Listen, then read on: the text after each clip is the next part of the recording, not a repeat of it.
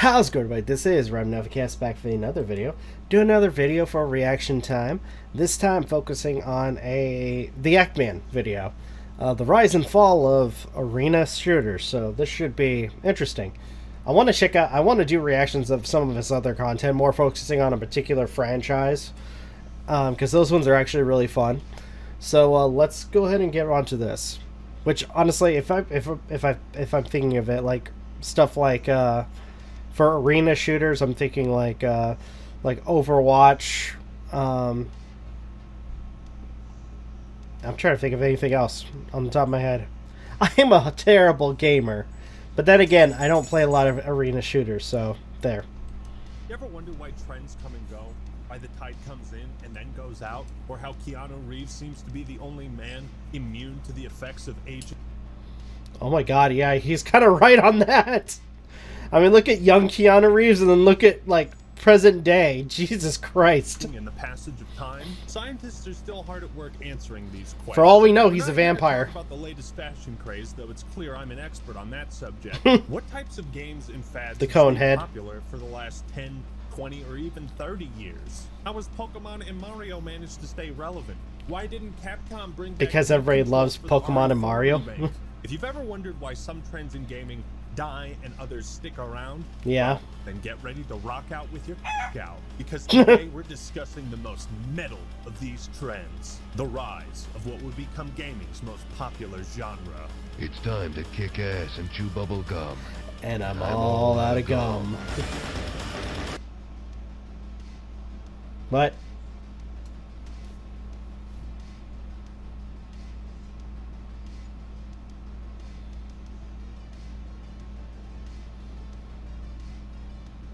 But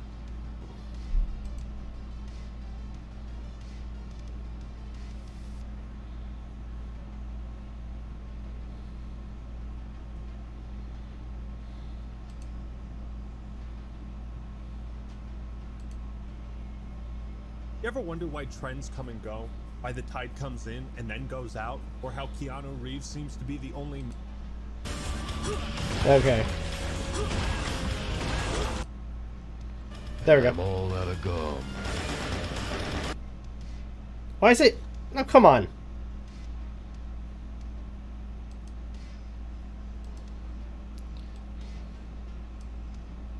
I'll just like go to a lower friggin'... Sorry, guys.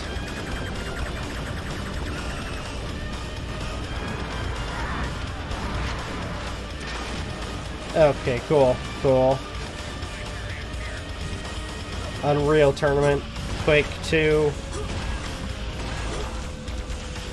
Quake Arena, the rise and fall of arena shooters. Oh, so like, with every rise comes... Okay, so like Duke Nukem, Half-Life. Oh, okay, I see. That's actually, by the way, Half-Life is a game that I desperately want to try to play at one point in my life, just to experience it. A fall. A king has his reign, and then he dies. It's inevitable. It's easy to forget the humble beginnings of FPS, given how massive the game industry has become. But ever since man created gun, we have enjoyed shooting things, mostly alive things. Wolfenstein 3D is credited as being the first FPS title anybody really cared about. The first Avatar, if you will. But id Software... Yeah, because you got to shoot Nazis. Didn't invent the concept. If you think about it, first-person shooters were merely an evolution of arcade and space shooters. Yeah. Just a change in perspective. And battle royales are merely the evolution of arena shooters, and now extraction BRs are the hot thing, and so on and so forth.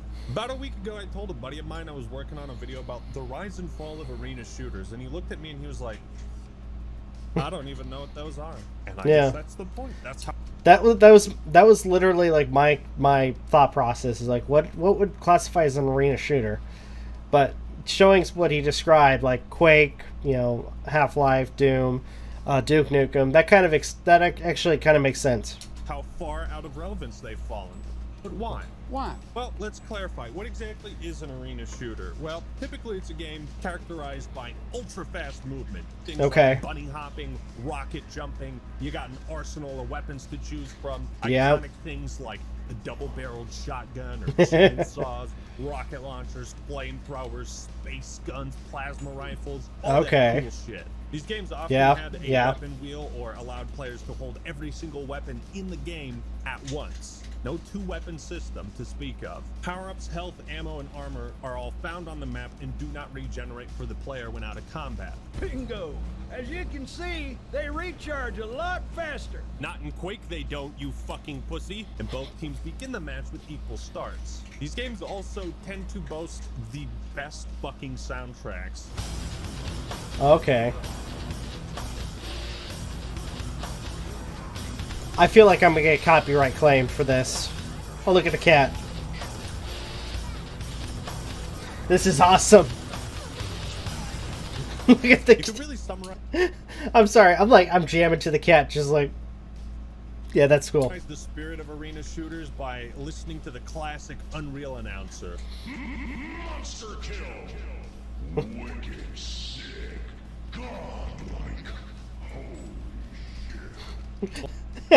I love that. That's a cool reaction to you getting enough kills. Holy shit. While some might argue that the first true arena shooters were Quake and Unreal Tournament, it's obvious where those games got their inspiration from. Yep. Some of the most revered games of all time are arena shooters. But lately it seems nobody really cares. At least not about their multiplayer. Single player, yeah, Doom Eternal's kicked ass. But Yep. why does an 11-year-old game like CSGO continue to dominate Steam charts while a game fresh off the press like Quake Champions can barely scratch 4 digits? Is there no mass market appeal for these so-called boomer shooters? Well, there still is, but as we'll see later on in this video, studios didn't quite figure out how to make these games appeal to that broader audience. You might have played Doom 2016's multiplayer and thought, well, that felt antiquated. I feel like a 40-year-old man still clinging to his childhood playing this. They ask you how you are, and you just have to say that you're fine. Why? You're not really fine, but you just can't get Why? into it because they would never understand. Perhaps you bought into the craze of Lawbreakers and later tried to hide your shame about that. Though developers have tried to revitalize the arena shooter genre, it seems none have really been successful.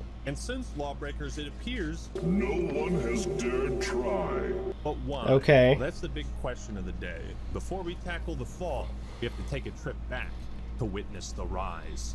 Oh, Like I okay. said, Wolfenstein 3D put FPS on the map, and in 1993, Doom solidified its position as a legitimate contender. It's hard to grasp just how influential these two games have been. You could basically draw a line from any shooter released in the last 30 years and trace it back to Doom.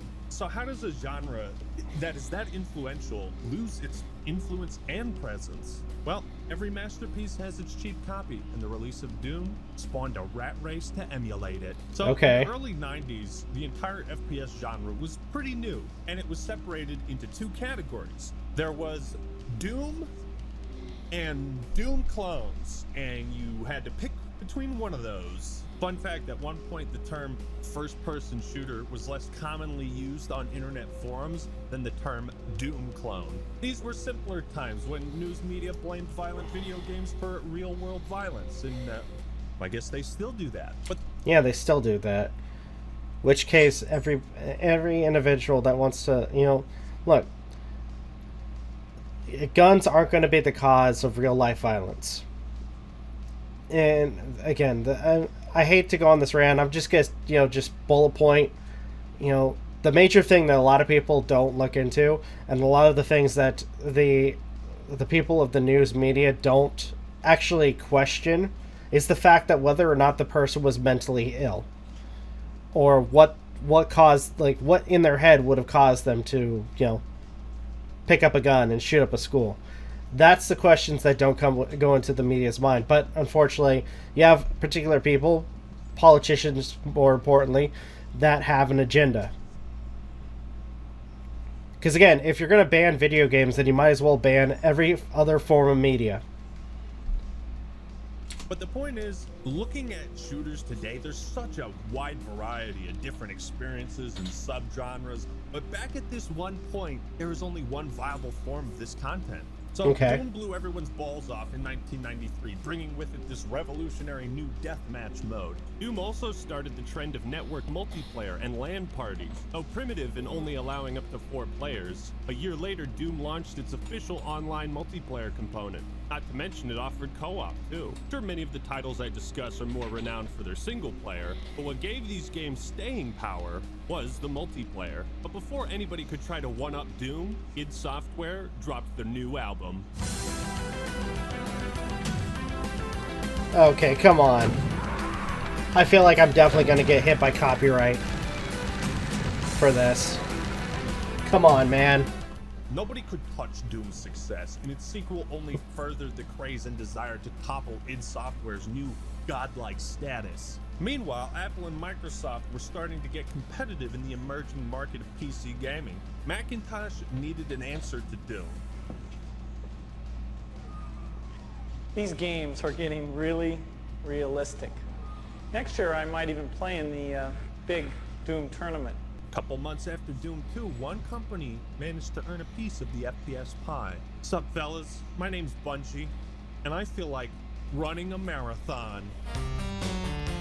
Okay.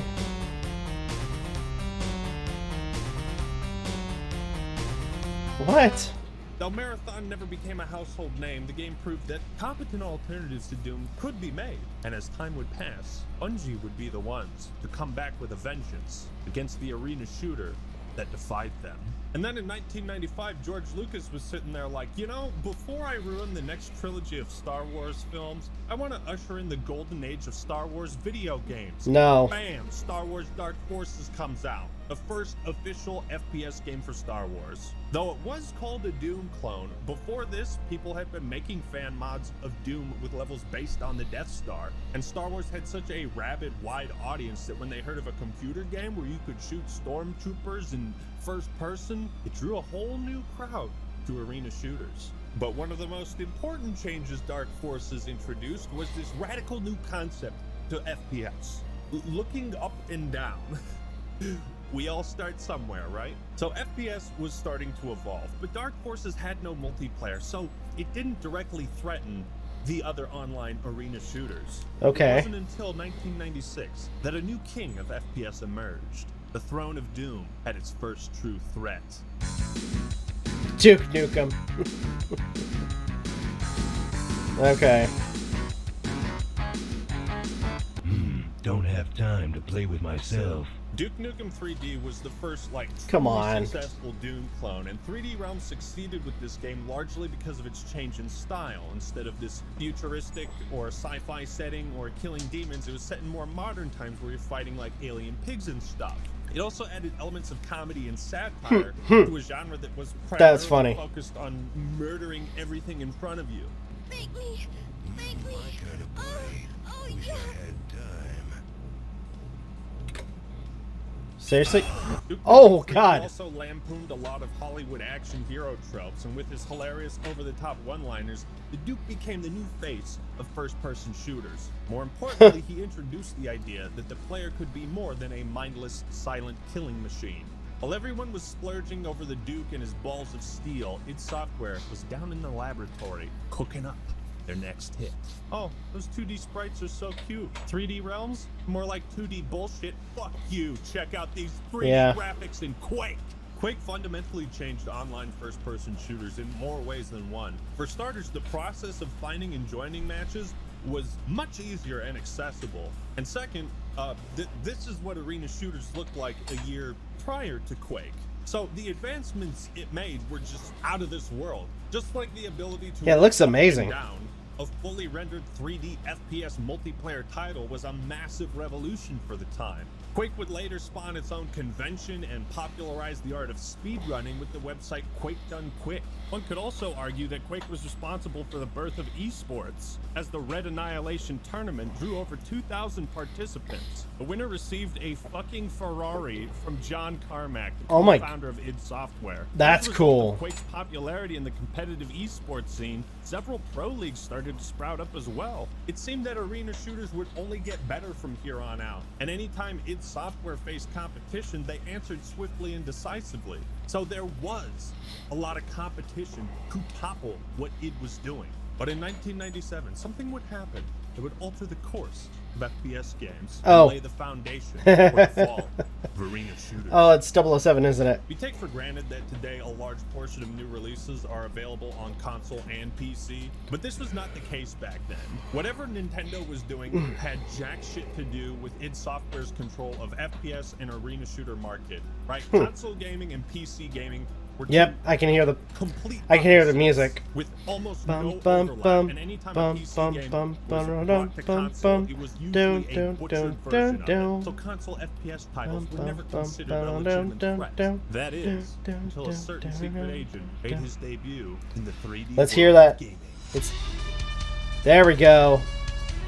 There we go. Bum, ba bum, dum, bum, bum, bum. GoldenEye essentially brought FPS games to consoles. Okay. Why weren't shooters popular on console prior to GoldenEye? Well, if you could, would you really want to play this with this? Yeah, no, didn't think so. Arena shooters were simply too fast and chaotic to be played on controller, and the N64 controller was already a mutated monster to begin with. Like, yeah, barely worked with this thing. Again, yeah, I'm not gonna lie. I mean, I love some of the games on the 64, but God, I don't even know what Nintendo was thinking with those controllers.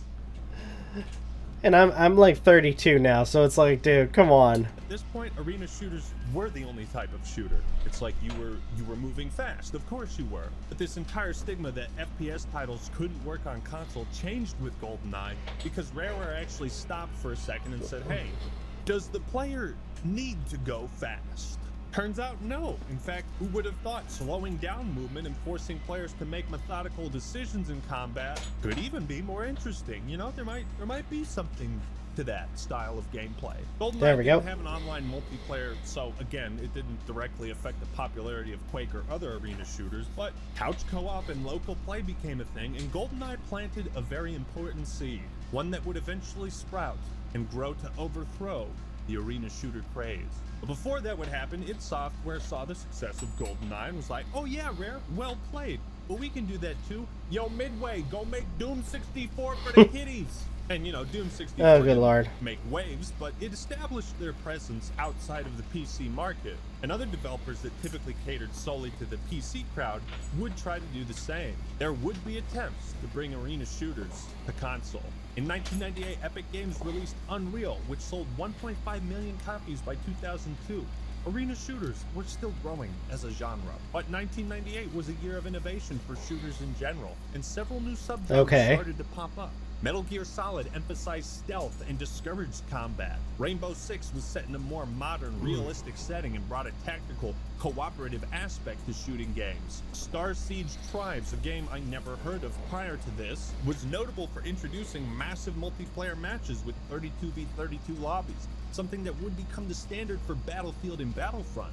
Arena shooters were still the king in terms of multiplayer, but these other titles represented a growing change in taste. Gamers were starting to experience something different, and they wanted more.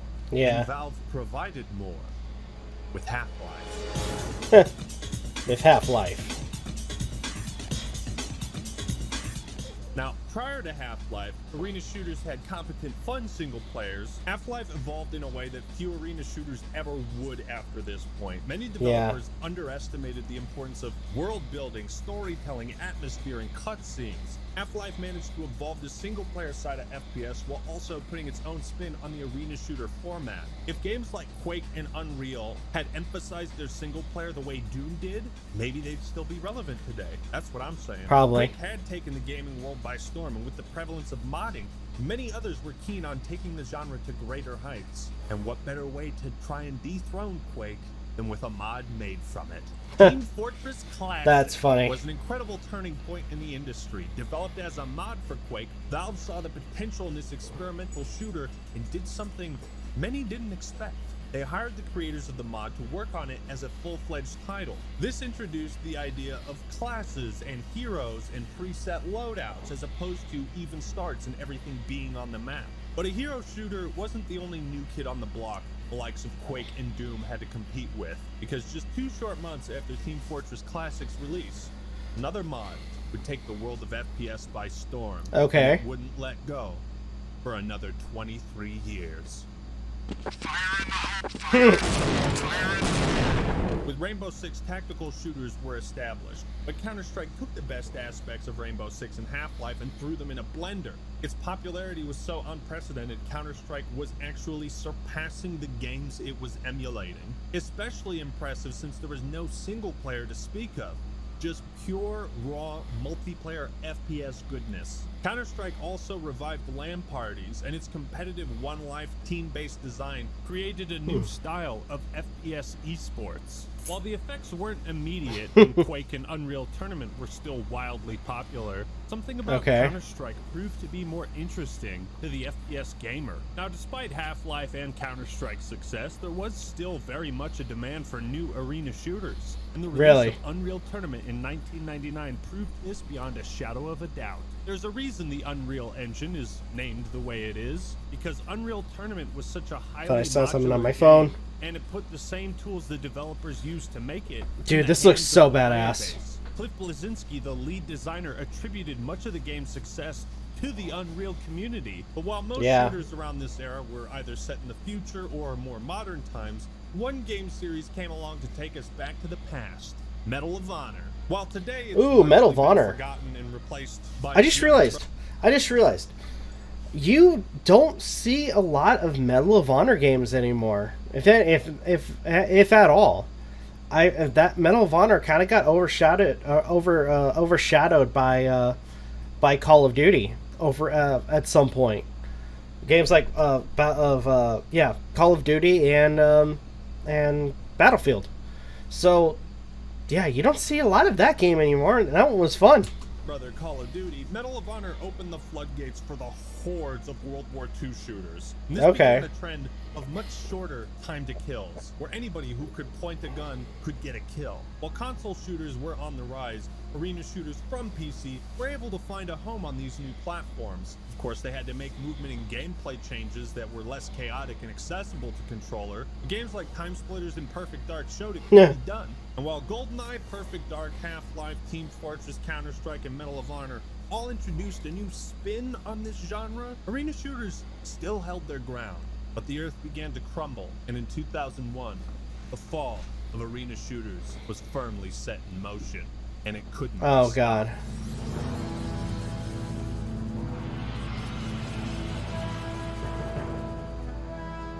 Bum, bum, bum. Halo Combat Evolved. The legacy and importance of Combat Evolved should be no secret to any gamer, at least of all my audience. You see, most arena shooters of the time and its emulators like Counter-Strike were still very hardcore experiences, but Halo appealed to both. It was designed as a party shooter game, something that offered the same casual 4-player fun of any Nintendo game, but in a much more mature sci-fi setting. With System Link, LAN parties for console could now emulate what online multiplayer had been doing for years. Now, some debate has been had over whether Halo is an arena shooter or not. While I think it's much more similar to this older genre of game than something like Call of Duty, anyone who's played Quake or Doom will tell you, fuck no, Halo isn't an arena shooter. Movement is much slower, you can only carry 2 weapons, not to mention melee and grenades weren't treated as their own weapons on a dial, regenerating health, etc. But Halo did share many of the same principles of arena shooters. Deathmatch equals Slayer, right? All weapons and power-ups are found on the map, and they still are. But Combat Evolved marked a big shift in the strategy of selling FPS games. They had mostly been catered to hardcore gamers on PC, but console was where the money truly was. Like Half-Life, Halo excelled in both its single-player and multiplayer offerings, spawning a multimedia franchise worth billions. with a story that captured the hearts and minds of millions of gamers. While Doom was so successful it coined the term Doom clone, Halo was much the same, spawning the phrase Halo killer. Developers were no longer trying to dethrone Doom and compete with arena shooters. They were trying to compete with Halo. At this point, arena shooters weren't on life support, but they were sweating. Had Xbox Live been ready in time for the release of Combat Evolved, it might have been game over right then and there for arena shooters. Instead, the genre saw some continued success, and franchises like Quake, Doom, and Unreal adapted to the growing console market and made their own games for these platforms, which garnered a pretty decent player base. I myself enjoyed Jedi Academy, Unreal Tournament, and I played a little bit of Jedi Academy. Not a lot, but I have. But just a little bit. It would be a long time before I ever played another arena shooter again. Okay. 2004 is the year that arena shooters started to fall, and the success of games like Halo 2, Call of Duty, and many others were only partially to blame. For a time, the only way to access the internet and partake in online gaming was on PC. Xbox Live made it far easier and accessible without the need for an elaborate setup. A fourth grader in the 1990s is not going to be able to figure out how to set up a PC to play Doom online, but a fourth grade kid in 2004 has a much better chance of figuring out Xbox Live. Does that make sense? Arena shooters had been growing stubborn and stagnant. It had been 11 years since Doom released, and aside from many visual upgrades, there hadn't been much that changed. Unable to settle on a direction for a sequel to Duke Nukem 3D, the Return of the King would come much too late to revive the genre, as Duke Nukem Forever would be trapped in development hell for over a decade. After its release, arena shooters might have been more dead than they were prior. Unreal Tournament had presence on Xbox Live, but wouldn't see similar levels of success on the 360, and it paled in comparison to the might of Halo 2 and Battlefront. Doom, not content with becoming irrelevant and being unable to live up to a legacy of changing video games forever, instead opted to change directions completely. With Doom 3, id Software decided to pursue a more story-driven action horror kind of game, drifting from its roots, but still receiving critical acclaim. Well, how the turntables. Instead of Half-Life copying Doom, now it's the other way around. Not to mention Counter-Strike had seen a major update with CS Source, and Call of Duty was starting its run of success as World War II shooters were becoming more mainstream. Add on to this the rise of Battlefield, Battlefront, and other massive FPS titles, and the once mighty pie that arena shooters alone used to feast on was being consumed by many others. Times Future Perfect, Unreal Tournament, these may have been the last bastions for the genre on console, but after this, FPS titles had grown so far from their original iteration, and they weren't looking back. I gotta say, like listening to some of the stuff, it's actually really interesting. The release of COD 4 and Halo 3 pretty much sealed the fate of arena shooters and denied their future relevance in gaming. If you weren't going to adapt, you weren't going to succeed. They had slower movement, regenerating health, a 2-weapon inventory. These things were antithetical to the core of arena shooters. And as developers and players started to favor the trend set by Halo 3 and COD 4, the trends set by Quake, Unreal, and Doom were quickly being forgotten. Modern military and World War II shooters had firmly taken over. After this generation of consoles, new arena shooters were few and far between, and those that did release, well, I can't really think of any on the Xbox 360. I guess that's the point, huh? FPS titles were now more about personal accomplishment, easily shared user-generated content, progression systems, social features, all things that most arena shooters failed to adapt to.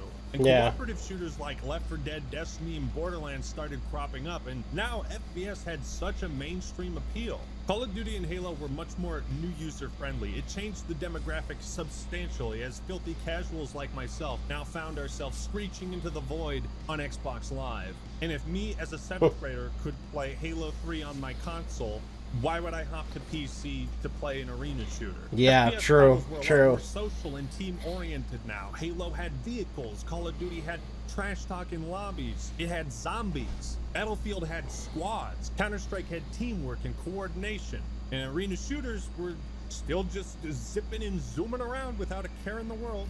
You guys want to go fast again? Are we still popular? I hope so. Some of you Call of Duty veterans may remember a playlist in COD 4 called Old School. Most of you will have no idea what I'm talking about because less than 2 years after release, the playlist was one of the least populated and consistently sat under 1,000 players. What? Old School mode Why? was the arena shooter version of COD 4. But while Infinity Ward tried to pay homage, it was clear they were paying homage to a relic of the past. And this mode was abandoned in all future releases outside of COD 4 Remastered. So this begs the question, why didn't arena shooters stay relevant? It's not like just because there were other offerings that it made arena shooters objectively worse, right? So what happened? Horrible new player experience. Almost no one wants to fight FPS players with thousands of hours while they haven't played 5 hours yet. You can barely strafe without losing track of enemies while you have people rocket jumping and murdering you before you can even react. If you can point and shoot, you can play Insurgency. If you've played Rising Storm for an hour, you can kill someone who's played for 1,000. Arena shooters, however, not only is there more complexity in moment-to-moment gameplay, but there's also a lot more punishment for failure. In Rising Storm, one death is a drop in the bucket, and loadouts keep your character consistently powerful. But in Quake, that death not only grants the enemy a point, it also means they're given the upper hand next time. You become a mouse who must slay the cat. Lower player counts in these games result in frequent occasions of less experienced players being pummeled with no room to grow, which itself creates a self-fulfilling prophecy. If you think about even the most hardcore fighting games, a casual can pick up a controller, mash buttons, and sometimes win. The skill gap in arena shooters is just too polarizing for casual players to enjoy without becoming a hardcore player themselves. There's also far too many different subgenres of shooter to compete with nowadays that what worked in the 90s is looked at as antiquated. There's a stigma around it. Gamers want something more than bunny hopping around a static landscape for 10 minutes. They want to progress. They want a ranking system, things to unlock, a class to build, armor to customize. Hell, it wasn't even just the rise of other shooter genres. The rise of online gaming as a whole served to thwart the arena shooter monopoly. But at the same time, you might be thinking, well, man, companies like id Software and Valve were still doing really well. Why couldn't they revive arena shooters? Well, id Software and Valve sat in similar positions after the success of Doom 3 and Half-Life 2. They had too much dignity to milk their franchises and create anything less than a stellar revolution. I think dignity is a nice word to go by. I think if anything, just, you know, shit, I can't think of the word right now, but yeah, I think dignity, like trying to, I think if anything, just their entitlement, or not entitlement, but their lack of vision sometimes.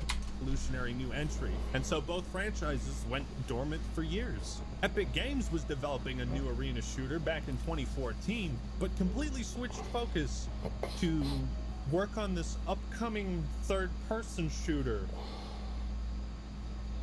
Yeah. How long would Epic Games have been in business if they hadn't abandoned Unreal Tournament for Fortnite? Duke Nukem Forever, like I said, had no fucking direction whatsoever. That was just a pure disaster. And Quake 3 was a big hit, but it took like 9 years for a sequel to come out. And by that point, Halo 2 and Xbox Live were blasting off into space. And the next Half-Life game would be a VR title released 500 million years after Half-Life 2. But what about Doom 2016? That had an arena shooter multiplayer, and you're right, it was okay, but it also like really sucked ass. Like playing as demons in multiplayer and killing other players, that's what was cool about Doom 2016's multiplayer. Yeah. And almost everything else kind of sucked ass, especially all these unforgivable emotes. Dances. The multiplayer of Doom 2016 felt like it was checking a box, as 98% of the effort went towards the single player. So all the franchises and studios that had pioneered arena shooters were either fucking up or doing something completely different. Bethesda and id Software did revive Doom, but as an experience of being an ultra badass blasting demons. And with its sequel Eternal, they ditched the entire concept of arena multiplayer entirely in favor of making this one mode that I played 3 times and never touched again. So if Doom couldn't revitalize the arena shooter genre, who could? Nobody. Certainly not fucking lawbreakers. If you check the player count of the arena shooter genre on Steam, it's barely a fraction of what CSGO pulls in. And player count alone doesn't matter. You can still play these games and they are still very much alive. but they're not nearly as important or relevant. Splitgate might be the best example of a comeback, but that comeback was short-lived, and its player base has like very, very short-lived. Evaporated since, though the studio is working on a sequel. The reason Splitgate even saw this level of success as a pure arena shooter was due to its incredible portal gimmick, and movement and aiming was much more accessible to newcomers. This was adapting to trends. It seems the best way of bringing back arena shooters was through fun, easy to understand movement tech like grappling hooks. And what do you know? This feature has been universally praised and beloved in Doom Eternal, Halo Infinite, and Titanfall 2. Arena shooters simply didn't adapt in a way that could attract a new audience, so they were left with their dwindling old boomers. They were too stubborn, adhering to the things that made them popular, like rocket jumping, and newcomers didn't feel compelled to master all the nuances of these games and their movement just to get 2 kills. This is why we saw trends of offering rewards to bad players, with things like death streaks in Modern Warfare 2, ordnance drops in Halo 4, Titans in Titanfall. Everybody gets a Titan, no matter how poorly you do. Developers realized that the casual audience shouldn't be neglected. They introduced a lot of elements of randomness. Anyone can grab the Thanos glove in Fortnite and become a badass. Anyone can hit the Smash Ball in Smash Bros. And unleash a devastating attack. Not to mention, if people were going to master a video game, they'd rather master aspects like positioning, aim, strategy, what weapons I go for. These aspects you see in games like Rainbow Six and Counter-Strike. The reason Call of Duty has never given up its extremely short time to kill is because that's what attracts the casual audience. This is one of the fundamental differences between modern shooters that are successful and why arena shooters have fallen out of favor. So what happened to arena shooters? Gatekeeping happened. Quakers want you to follow jank written guides on how to perform basic movement because things like bunny hopping and rocket jumping aren't explained in the games, and never had intuitive control systems implemented that made those actions easier. Shooting at a blur darting across a CRT monitor with a ball mouse while compensating for 200 millisecond lag isn't very engaging for hours either. And by the time technology caught up with the genre, taste in multiplayer had long changed. In short, the movement of games like Quake are what made arena shooters great, but it's also what made it impossible to grow because it was inaccessible to newcomers. By the time the Xbox One and PS4 generations launched, arena shooters had all but fallen out of memory, and any new attempts at revival to some extent, made a splash. The games felt outdated, primitive. Even when you look at Doom 2016, it looks like it's from the early 2000s. It doesn't look great. That failed to garner a significant audience only made it harder for the next one to try. And at a certain point, they just stopped trying. I hope you have enjoyed this trip back into history, examining the intricacies of the FPS genre and arena shooters. And I am kind of sad that they've fallen out of favor. There have been some indie games that perform moderately well, and a lot of these arena shooters are still playable with very small but dedicated player bases. Like, you could still play the original Half-Life's multiplayer if you really want to. It's actually quite fun. But it's clear that interest in this genre has never been lower, and even Quake Champions seems unable to break into the mainstream. Still, we owe a lot to these ancient classics. Yeah, their a little bit has ended. So I hope you come to understand how and why this genre died out. It wasn't instant, but slow. It's a case of stubborn pride and a change in trends. Still, when I listen to the metal as fuck soundtrack of Quake 2, I feel this urge to go fast and jump around. I feel like maybe there's hope, but to be honest, I'm not sure if there's an arena shooter that could interest me at this point. Probably not. There might have been for arena shooters to probably not come back and return. It most likely died with Doom Eternal. But if anyone can bring back the intense, fast-paced action of arena shooters and revive the genre, it's gonna be Doom. And that has been the rise and fall of arena shooters. So thank you all for watching. Hope you enjoyed the video. Leave a like if you did, and subscribe to the Act Man for more awesome content. What do you think of this genre of game? Have you played any arena shooters recently, or thinking about revisiting one? Let me know your thoughts and opinions in the comments below. Big shout out to all my patrons. Thank you for continuing to support the channel. I love... Okay, I'm gonna stop there. So that was his video. Honestly, it's really cool of him going through the history of the different games. Or at least for arena shooters, like where it starts, you know, where it seems like it's kind of tipping the scale, and then towards the end where it seems like it's failing. So honestly, all in all, pretty cool video. With that, though, I think I'm going to go ahead and end the video here. Thank you guys so much for watching. Truly appreciate it. If you guys can, please leave a like, comment, share, subscribe, all the good stuff. If you guys will follow us on social media, links are in the description down below, as well as check out our daily content and the weekly podcast. With that being said, this is Novakast signing off. Have a good one. Take care, and I'll see you guys next video.